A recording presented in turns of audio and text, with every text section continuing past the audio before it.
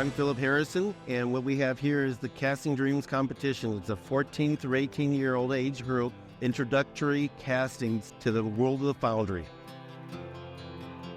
I'm really excited to present some awards later. It's going to be a difficult job just because of how many great castings there are here. And I'm really looking forward to see how this project and program grows and gets more young people engaged in casting.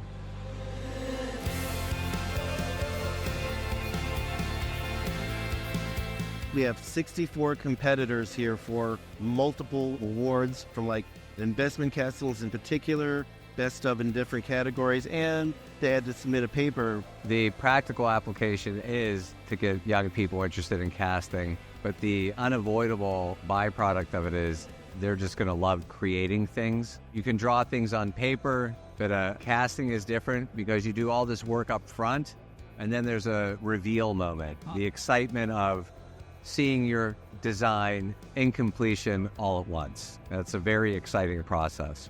We started this competition because for decades we've known the family tree of the foundry world has no branches. So what this program does is links up people across the United States with mentors and supplies to get kids that never heard of a casting to actually achieve their dream casting in metal.